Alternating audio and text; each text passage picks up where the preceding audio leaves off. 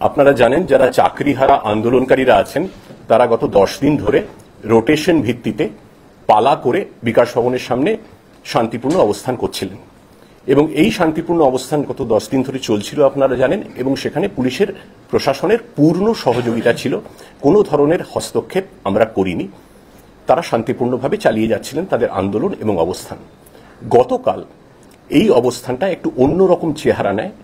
প্রায় 2-2.5 হাজার আন্দোলনকারী তারা চলে আসেন এবং তারা বিকাশ ভবনে ব্যারিকেড করা ছিল পুলিশের, তারা সেটা ভেঙে ঢুকতে চেষ্টা করেন।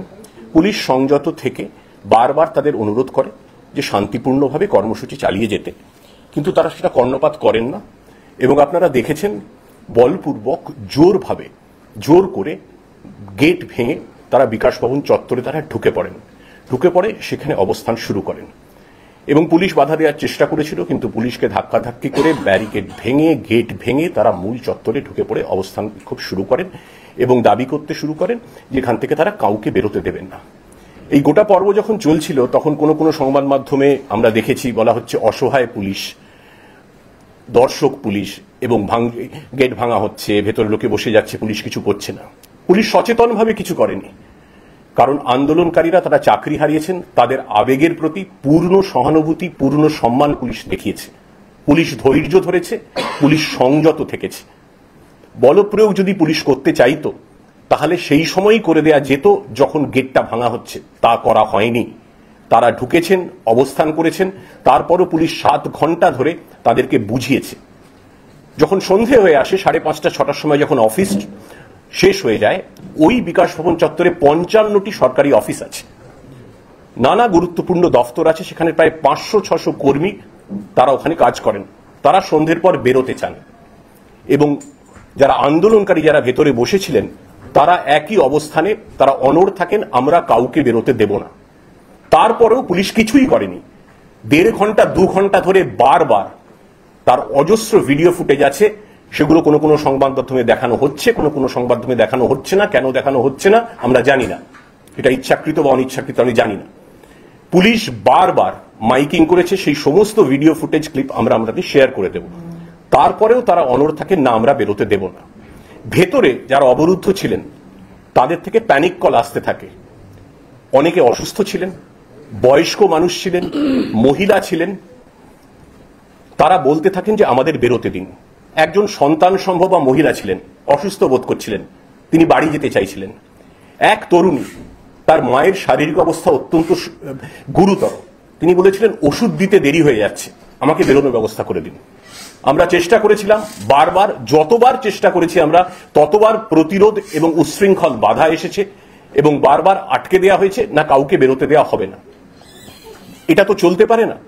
তখন বাধ্য হয়ে মরিয়া হয়ে এক তরুণী, আপনারা দেখেছেন তার ছবি, মেজেনাইন ফ্লোর থেকে নিচে ঝাঁপ দিয়েছেন, তার পা ভেঙেছে, তিনি গুরুতর আহত, গুরুতর অসুস্থ। আমরা তারপর মাইকে বারবার অ্যানাউন্স করি যে আমরা নিরাপদে এদের যারা অবরুদ্ধ আছেন আপনারা শান্তিপূর্ণ আন্দোলন চালিয়ে যান, অবস্থান করুন, কোনো অসুবিধে নেই, কোথাও কোনো অসুবিধে নেই, বিকাশ ভবনের এই চত্বরেই করুন। কিন্তু আপনারা দয়া করে যারা ভেতরে আটকে আছেন, বিনা দোষে আটকে আছেন, তাদের বাড়ি ফিরতে দিন। কিন্তু তারা কর্ণপাত করেননি, কিন্তু মাইকিং করে তারপর আমরা চেষ্টা করি পুলিশ দিয়ে রাস্তার অর্ধেক অংশ সেটাকে ভাগ করে নিয়ে যাতে তারা বেরোতে পারেন। এবং যখন সেই বেরোনোর চেষ্টাটা হচ্ছিল, নিরাপদে তাদের ফিরিয়ে দেওয়ার চেষ্টা হচ্ছিল বাড়িতে, তখন পুলিশের ওপর চড়াও হয় আন্দোলনকারীদের একাংশ। যারা বেরোচ্ছিলেন তাদের ধাক্কাধাক্কি করা হয়। প্রত্যেকটার আপনাদের প্রচুর ক্যামেরা ছিল, আমাদেরও ছিল, পুরোটাই লিপিবদ্ধ আছে, পুরোটা রেকর্ডেড আছে। এবং তারপরও তাদের আবার ধাক্কাধাক্কি শুরু করা হয়।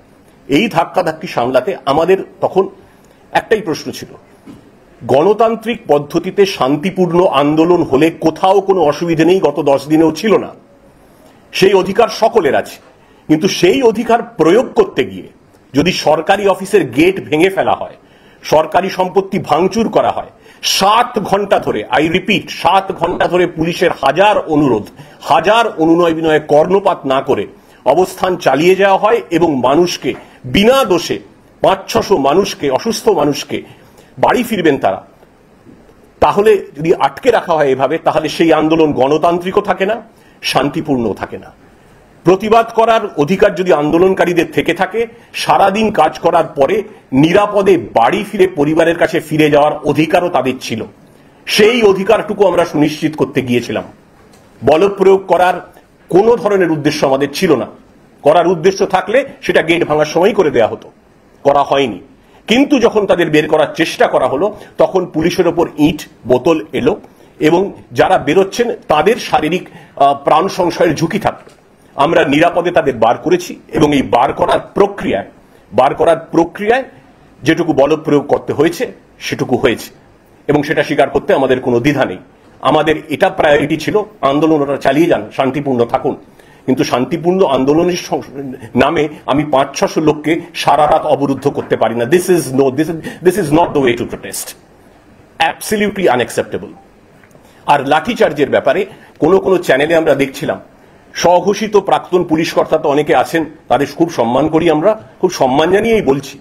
তারা মন্তব্য করছেন কোনো প্রোটোকল মানা হয়নি। কোন চ্যানেলের সঞ্চালক বলছেন এটা প্রোটোকল মানা হচ্ছে না। কিসের প্রোটোকল মানা হয়নি? প্রত্যেকটি প্রোটোকল মানা হয়েছে। অডিও ক্লিপিং আছে, ভিডিও ফুটেজ আছে। বারবার, হাজারবার পুলিশ অনুরোধ করছে দয়া করে শান্তিপূর্ণ থাকুন, মানুষগুলোকে বেরোতে দিন যারা আটকে আছেন।